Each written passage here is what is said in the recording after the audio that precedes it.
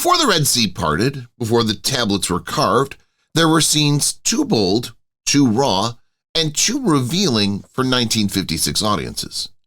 Hidden in vaults, trimmed for time or lost to history, these moments held the emotional weight, political tension, and spiritual depth that could have changed how we saw Moses, Ramses, and the Exodus itself. Today, we uncovered deleted and altered scenes from Cecil B. DeMille's biblical epic, moments of heartbreak, rebellion, and divine reckoning that never made it to the screen. This isn't just film history, it's cinematic archaeology. 10 Commandments, 1956. In 1947, Cecil B. DeMille first announced plans to remake his silent 1923 version of the Ten Commandments. In the early 1950s, script development and research on biblical and historical sources began. The casting team included Charlton Heston, Yul Brynner, Ann Baxter, and other leads who were considered during this period. Charlton Heston was cast as Moses, a role that would become iconic, while Yul Brynner was cast as Ramses II, Pharaoh of Egypt. Ann Baxter was cast as Nefretiri, and John Derrick was cast as Joshua, Moses' loyal lieutenant. Supporting roles were cast, including Cedric Hardwicke as High Priest Hotep and Edward G. Robinson as Dathan. In January 1955, filming began at Paramount Studios, California. While some of its major locations were Egyptian palaces and temples, which were built on massive Paramount soundstages, Hebrew labor camps and Nile sequences were constructed on outdoor sets and backlots. Some medium desert scenes were shot in the desert of California to simulate Sinai. Some of their major challenges were massive crowd scenes, complex special effects for plagues, and elaborate costumes and makeup for historical authenticity. The Red Sea parting combined miniature models, water tanks, and optical effects to create the dramatic parting scenes. The Plagues of Egypt scenes required creative, practical, and optical effects, a major technical achievement for 1950s cinema. The visual effects team included prominent Hollywood effects technicians under DeMille's supervision. The prologue by Cecil B. DeMille. The film The Ten Commandments from 1956 began with a direct address by Cecil B. DeMille, appearing on screen for the audience. DeMille introduced the scope and significance of the story, like the life of Moses, the Exodus, and the moral and spiritual lessons drawn from it. Its purpose was to frame the epic as both a historical drama and a spiritual teaching, emphasizing the grandeur and moral weight of the narrative. DeMille situates the audience in ancient Egypt, highlighting its power, wealth, and the oppression of the Hebrews. He provided context about the Hebrew enslavement, setting up the social and political stakes that Moses will confront. DeMille also mentioned the divine plan prophecy, establishing Moses' role as a chosen deliverer. He introduced the key themes of the film, like justice and freedom, divine guidance, and moral responsibility. And he even emphasized that this is not just a personal story, but a timeless moral lesson for all audiences. Prologue would visually transition from DeMille's introduction to the beginning of the story proper, moving into the Genesis-based historical narrative. He provided a narrative framing device, preparing audiences for the epic's vast scope and blending historical drama with religious reverence. This prologue served as both orientation and moral framing, ensuring that the audience understands the importance of Moses' story. Originally included in theatrical releases, this introduction was cut from network TV broadcasts to reduce runtime. Intermission music and overture. The film reopened after the intermission with a musical overture composed by Elmer Bernstein, designed to establish the epic's grand scale. Its purpose was to immediately immerse the audience in the majestic, biblical tone of the story. Functionally, it prepared viewers emotionally for both the historical drama and the spectacle of DeMille's production. The overture introduced recurring musical motifs associated with Moses, Egypt, the Pharaoh, divine intervention, and Bernstein's orchestration, which combined full symphonic elements, strings, brass, and percussion, to reflect the epic narrative scale. While the overture primarily played as audience members settled, in some theatrical presentations it was paired with still shots or concept artwork of ancient Egypt. It also included scenes of Hebrews in bondage or Pharaoh's court, creating anticipation for the story to continue. Its function was to keep the audience emotionally engaged during intermission and build tension for the second half. Intermission music continues Bernstein's themes, providing narrative continuity between acts, ensuring a seamless return to the story's second half, and re-establishing the epic and sacred tone. It often included variations on the overture's main motifs, reflecting the dramatic stakes already established, like Moses' return to Egypt, the plagues, and escalating tension with Pharaoh. The overture reinforced audience anticipation and emphasized the spectacle of the production. It also highlighted DeMille's blending of classical epic storytelling with musical grandeur, making the film a multi-sensory experience. The Ten Commandments from 1956 was among the first films to treat intermission music and overtures as formal, integrated parts of the cinematic experience, similar to opera or stage epics. These musical segments were removed from TV versions, but restored in later DVD releases. Extended scenes of Moses' early life. This sequence began with the birth of Moses to Hebrew parents in Egypt during Pharaoh's decree to kill all Hebrew male infants. It highlighted Pharaoh's cruel command and the fear among Hebrew families. Moses' mother, Jochebed, hid him to protect him from the massacre.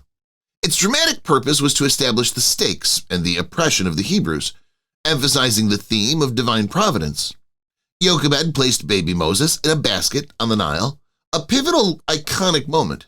Pharaoh's daughter, Bethia, discovered the child while bathing in the river.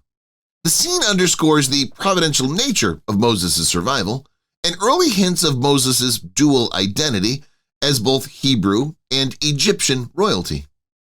The extended scene included Moses' interactions with Ramses as a young prince, like moments of camaraderie and competition, highlighting personal and political dynamics. It provided narrative depths, like showing Moses' early understanding of power, justice, and responsibility. Moses learned about his Hebrew origins through Jochebed or other secretive relations. The theme emphasized identity and belonging and moral obligation to his people despite royal privileges. And, like Moses, dramatic tension began to build between his Egyptian upbringing and Hebrew roots. Extended scenes also depict Moses witnessing injustice toward the Hebrews, shaping his character, like observing slavery firsthand and early impulses to intervene or protect the oppressed. The purpose was to lay the groundwork for Moses' later divine mission and leadership. These extended sequences served to humanize Moses, making his journey relatable and providing context for his later confrontation with Pharaoh. DeMille hinted at more footage focusing on Moses' youth and Egyptian upbringing, which was trimmed for pacing. Nefretiri's emotional breakdown. The initial distress was in the palace corridor or private chambers. Nefretiri walked alone in her private chambers, dimly lit with flickering torches. She clutched her robes, paused at a window overlooking the Nile, and reflected on the plight of the Hebrews. Close-up of her face reveals tension in the eyes, while minor key string music underscores emotional weight. Its purpose was to establish the inner conflict between her loyalty to Ramses and her empathy for the oppressed. Another scene was a private conversation with an attendant or priest. The action was that Nefretiri confided in a trusted attendant or high priest. She recounts scenes of Hebrew suffering, expressing guilt for her inability to act, and raising questions about divine justice versus Pharaoh's tyranny. Cinematic note: over-the-shoulder shots from the attendant's perspective intensify intimacy with low-angle lighting to highlight the grandeur and emotional weight of the palace. Its purpose was to provide exposition and deepen the audience's understanding of her moral struggle. Another one of the confrontation with Pharaoh, deleted scene. This setting was a private chamber where Ramses conferred with Nefretiri. The action was that Nefretiri pleads with Ramses to show mercy or reconsider decrees against the Hebrews, while Ramses responds with prideful deflection or mild irritation. A longer version of her confrontation with Moses reportedly existed, showing deeper emotional turmoil. Baka's cruelty to the Hebrew slaves. On the construction sites, such as the brickworks and pyramid building areas, Baka was shown physically punishing slaves who failed to meet work quotas, verbally berating the Hebrew workers, calling them lazy or worthless, and enforcing harsh labor discipline, often with whips or threats. Their actions are brief but clear, emphasizing the brutality of Egyptian slavery. Its narrative purpose was that Baka's cruelty highlights the suffering of the Hebrew people, and it provides context for Moses' moral conflict and eventual leadership. His role reinforces the oppressive environment in which the Hebrews live, setting the stage for their desire for deliverance. Baka is often framed in close-ups or low-angle shots to emphasize his authority and menace. The slaves are shown in wide shots, exhausting and laboring under harsh conditions, contrasting with Baka's domineering presence. Scenes depicting Baka's abuse were toned down or removed to meet censorship standards. Biggest mistakes you never noticed. The scene featuring anachronistic footwear in the desert. Explanation: during the Exodus scene, some Hebrew and Egyptian extras are seen wearing sandals that resemble 20th century designs, which is not immediately noticeable but visible in wide shots of the wandering Hebrews. Another scene features modern objects. Certain shots of Egypt show props or items that wouldn't exist in 1250 BCE, such as small ropes or tools made like modern implements. These were likely overlooked during production because of the scale of the sets. Another scene is visible: studio equipment. In a few wide shots, careful viewers can glimpse ropes or scaffolding used for special effects, like the Red Sea parting. Another scene showcases errors in costume continuity. Some extras' clothing changes between shots, like a shawl may disappear or a headdress shifts position. The epic scale of crowd scenes often obscures subtle details. Reusing sets and props is another important aspect to consider. Certain background structures are reused in multiple scenes but appear slightly different due to camera angles. Observant viewers may notice pyramids or Egyptian columns repeated in different contexts. Another example of this is the presence of dialogue or historical inaccuracies. Pharaoh's speeches occasionally refer to events or ideas that are anachronistic for ancient Egypt. Some Hebrew or Egyptian names are mispronounced or stylized for dramatic effect rather than historical accuracy. In another one, there's animal goofs. In scenes with camels or other livestock, a few animals have harnesses or safety equipment visible. Certain animals react unnaturally due to training, breaking immersion slightly. The plagues in greater detail. The scene was water turning to blood. The depiction in the film is that Moses meets Pharaoh by the Nile and strikes the river with his staff. The water immediately turns red, symbolizing blood. The fish died and the river began to stink, shocking the Egyptians. There was a strong use of red-tinted lighting and visual effects, and this plague sets the tone for the escalating divine judgment. Another one is the plague of frogs. Frogs swarm through the Egyptian homes and temples while Pharaoh is visibly irritated and distressed by the invasion. He begs Moses to end it, then hardens his heart again once it stops. Frogs are seen hopping across palace floors, used symbolically rather than as a horror element. Servants and nobles panic, adding touches of dark humor amid the chaos. Another scene is the plague of lice or gnats. It's represented briefly by scenes of Egyptian citizens scratching and writhing, and the priests declare that this is the finger of God, acknowledging divine power. It's shown more suggestively than visually, likely due to production constraints. Another one was the plague of flies. A thick swarm of flies descends upon Egypt, sparing only the Hebrews in Goshen. Pharaoh's court is seen waving the insects away as they cover food and idols. Pharaoh again bargains with Moses, promising to release the Hebrews but breaking his word. Some accounts suggest more graphic depictions of the plagues were filmed but later removed for runtime and tone. The Golden Calf Sequence. Following his ascent to Mount Sinai to receive the Ten Commandments from God, Moses is absent from the Hebrew camp for a longer period of time than initially anticipated. As their impatience and dread increase, the people start to have doubts about both Moses and the God he serves. This lays the groundwork for one of the most notorious acts of defiance during the course of the movie, which is the worship of the golden calf. The Hebrews are led astray by Dathan, played by Edward G. Robinson, who becomes the instigator and causes them to reject Moses' leadership. He's successful in persuading them that Moses has committed suicide and that they fought to go back to the gods of Egypt. In a state of depression and lack of trust, the throng cries out for a god that they can see. In accordance with Dathan's directives, gold jewelry belonging to the people, such as bracelets and earrings, is melted down by craftsmen and smiths. In order to create the calf-shaped mold, the molten gold is poured into the mold. When the mold is broken open, the golden idol shines brightly in the light of the fire while it's visible. At the same time that the crowd is gathering in awe in front of the statue, trumpets and drums start to sound.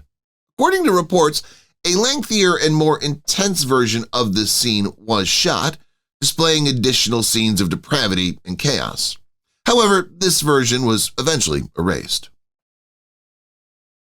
Mistakes that changed the story. In the scripture, there's no indication of Moses having a love connection to an Egyptian princess. However, it does state that Moses had a relation with Nefretiri. For the purpose of adding emotional depth and dramatic tension, DeMille included this relationship. By doing so, he shifted the attention from the divine mission to the personal strife. While Bethiah, the daughter of Pharaoh, discovers baby Moses, the editing reveals her maidservants both wearing and not wearing jewelry, as well as sporting a variety of head coverings. This is the timing of the Hebrew discovery. Because of the continuity problem, the event appears to be dreamy or symbolically exaggerated, which unintentionally gives the picture a tone that's more synonymous with mythology than with history. The biblical account of turning of the staff to a serpent, the hand position of the actor, and the stop-motion animation of the rod transforming into a snake does not match the position of the hand between cuts. One of the first miracles performed by Moses contains a gap that brings about a little disruption to the sense of divine might. This is an unforeseen defect in a sequence that's otherwise quite strong. Did not include wilderness. Within the span of just a few minutes, the film condenses the 40 years of walking into the desert. The moral path of the Hebrews is shortened as a result of this editing, which makes their development and repentance appear to have occurred instantly rather than over the course of generations. The end consequence is that the story feels more triumphant and less sad than the biblical arc, which is characterized by the presence of doubt and difficulty for a considerable amount of time. Moses' final moments. The Hebrews reached the borders of the Promised Land after years of wandering. Moses, now aged and weary, stands atop Mount Nebo, gazing over the land of Canaan. His faithful companion Joshua, John Derrick, is beside him awaiting final instructions. The lighting, color, and music shift to a calm, reverent tone, signifying both closure and divine peace. Moses passes leadership to Joshua, declaring that God has chosen him to guide the people into the Promised Land. Moses provides Joshua with his staff, the same staff that parted the Red Sea and struck the Nile, as a symbol of divine power and responsibility. The gesture marks a peaceful and holy transfer of leadership. After blessing the people, Moses turns and slowly walks away, alone on the distant horizon. Eller Bernstein's score builds to a grand but serious crescendo, mixing orchestral and choral sounds. As a golden light surrounds him, his figure gets smaller against the bright sky. This is a cinematic metaphor for his union with God. As Moses walks away, the voice of God, voiced by Charlton Heston himself, echoes softly. The narration continues, describing how God himself buried Moses and that no man knows his sepulcher until this day. The music transitions into a triumphant reprise of the film's main theme, symbolizing the fulfillment of God's promise through faith and endurance. The final shot shows a blazing sunset over the Promised Land, which closes the film on a note of awe and divine fulfillment. While early drafts included a more extended farewell scene before Moses ascended Mount Nebo, it was later removed. Joshua's expanded role. Cecil B. DeMille and screenwriters expanded Joshua's role to make him more active and heroic throughout the story. The expansion served to provide a younger hero figure alongside Moses and to enhance dramatic tension in battles and conflicts. The role offers a narrative bridge between Moses' leadership and the people's actions. Joshua was shown as Moses' trusted lieutenant, often present in critical discussions and also acting as an interpreter and executor of Moses' orders, especially during military or crisis situations. He also strengthened Moses' authority, making the leadership structure visually and dramatically clear. The film gave Joshua an active battlefield presence, like he led Hebrew forces against Egyptian chariots and soldiers and took command in moments of chaos during the Exodus. His bravery and strategic mind are highlighted, making him a heroic young figure for audiences to admire. Joshua is portrayed as steadfastly faithful to God and Moses. He often reassures other Hebrews, claiming fear and maintaining discipline during crises like plagues, the Red Sea crossing, and the Golden Calf incident. Joshua served as a moral compass alongside Moses, reinforcing the film's spiritual themes. Joshua's role is expanded in relation to other key characters like Moses, Ramses II, and the Hebrews. Joshua's role in the Ten Commandments in 1956 was significantly reduced from earlier drafts and biblical accounts, with several scenes either trimmed or never filmed. The Book of Genesis. Cecil B. DeMille intended the film to open with a prologue from the Book of Genesis, establishing the divine and historical context for the Exodus story. The Genesis sequences were meant to include creation, early humanity, and the patriarchs, providing moral and spiritual foundation for Moses' story. Screenplay notes indicate a more extensive depiction than what ultimately appeared on screen. A preview print of the film, shown in Salt Lake City before the official release, ran approximately 3 hours and 45 minutes. This version included additional Genesis material not seen in the theatrical premiere. Production notes confirm that 6 minutes were trimmed between the preview and the official premiere, likely affecting parts of the Genesis prologue.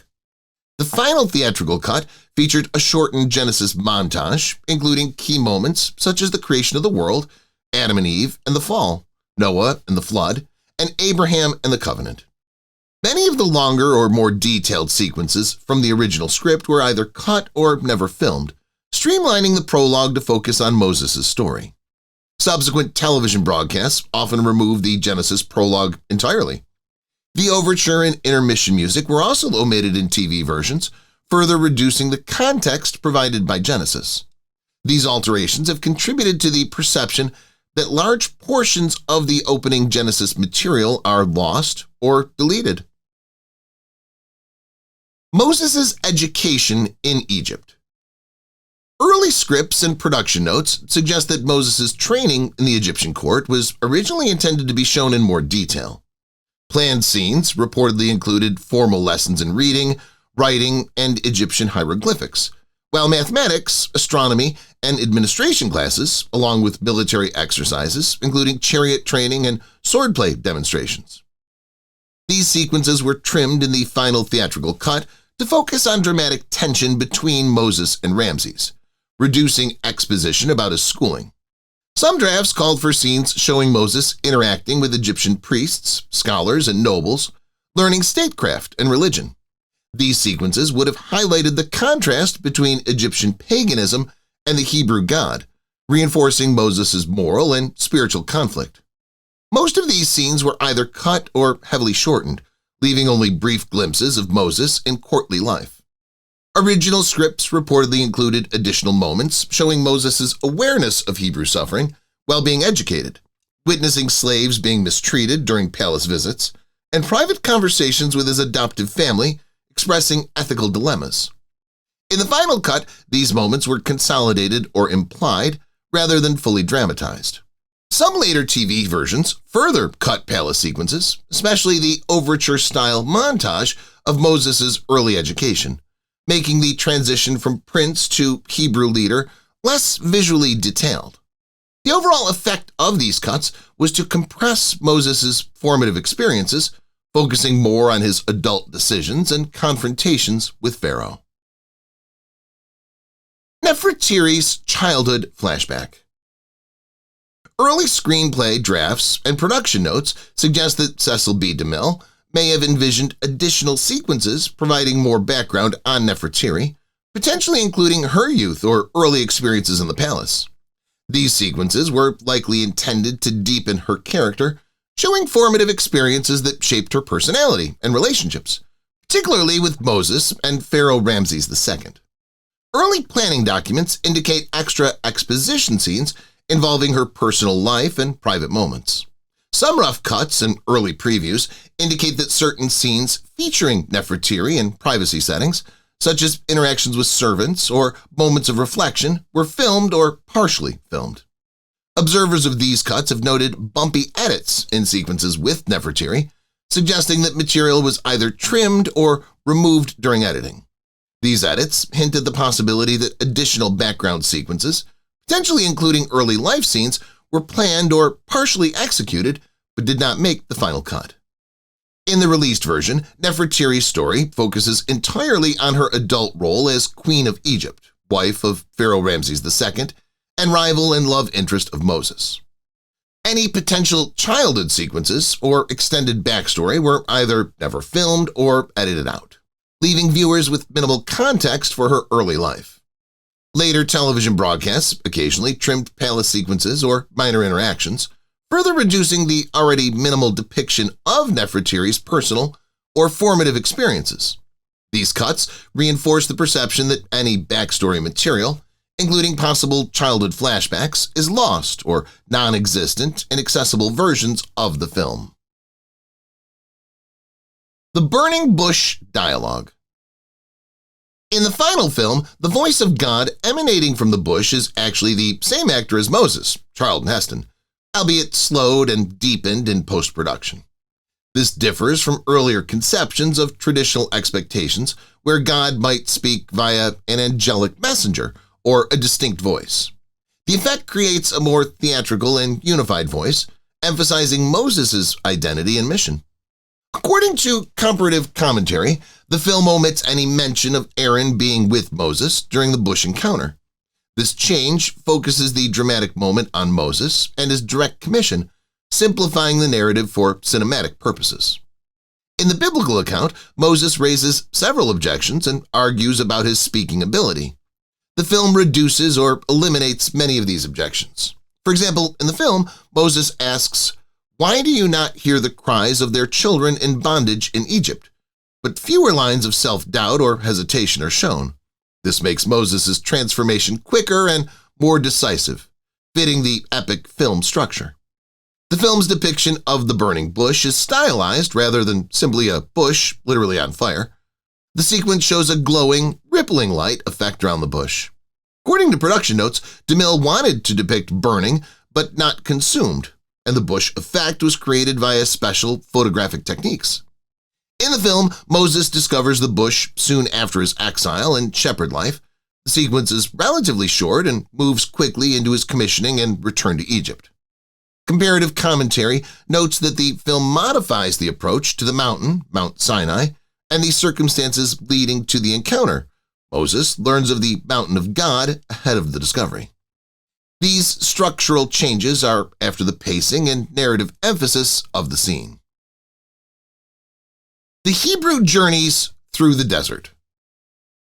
It's mentioned in the history of the film's production and editing that the screenplay contained many scenes that were either cut or not filmed.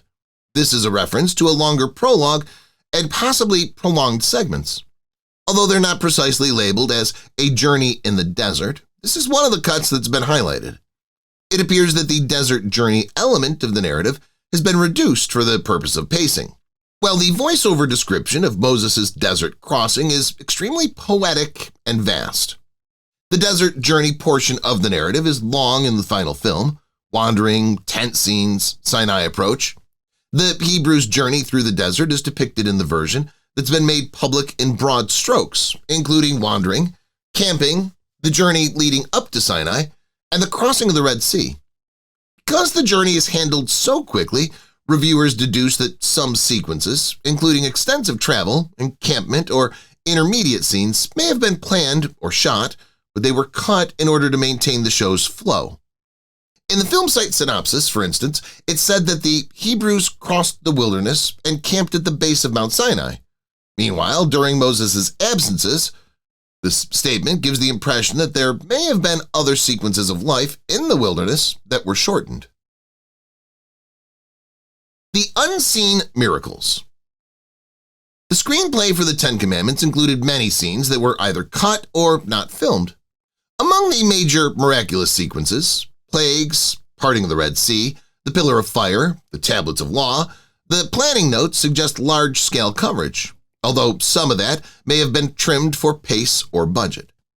The film's effects budget and scale, like the Red Sea sequence, which took 8 months and cost $1 million, indicate the director and crew anticipated grander coverage of miracles than may finally appear. Some commentary notes that shorter clips, reaction shots of bystanders, or varied camera angles during miracle moments may have been edited out in the final version. Thanks for watching Past Paradise, where Hollywood legends come home. If you enjoyed today's look into the topic, deleted scenes from the Ten Commandments, 1956, no one was supposed to see, then don't forget to like, subscribe, and hit that bell. Got a star or story you want next? Drop it in the comments. Until then, keep the nostalgia alive, only on Past Paradise.